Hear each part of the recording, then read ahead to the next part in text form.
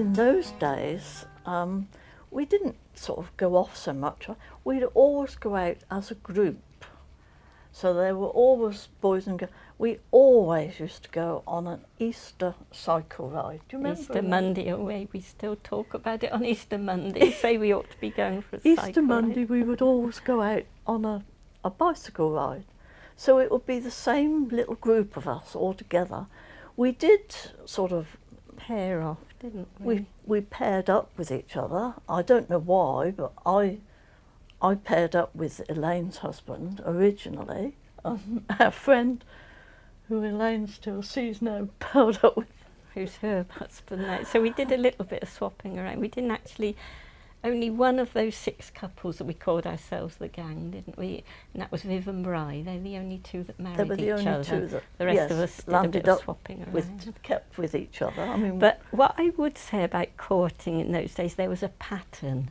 You went out with someone, after a year or 2 you got engaged, then you got married, and then you lived together, and then you had your children, didn't you? Now that pattern, I think it's turned on its head now. It's completely non-existent. Completely different now, and that is the big change, I think, from our generation to the present generation. And I expect Elaine is the same as me. We still, I can't condone it, but you just can't do anything about it.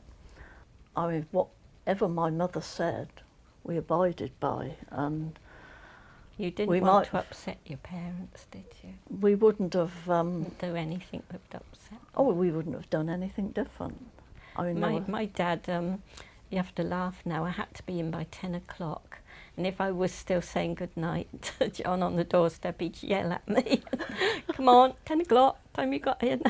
And now these kids of ours or grandchildren go out at 10 o'clock, don't they? Oh yes, I mean, right up until the day I got married, I always had to be indoors by 10:30. And at that time, I had a sister who was also courting. And we used to, even she had to be, she was 2 years older than me, but she had to be in at 10:30 as well. And we did find it a job, both of us. We had to find different places to say goodnight, because when we took it in turns to choose the front door or the air raid shelters.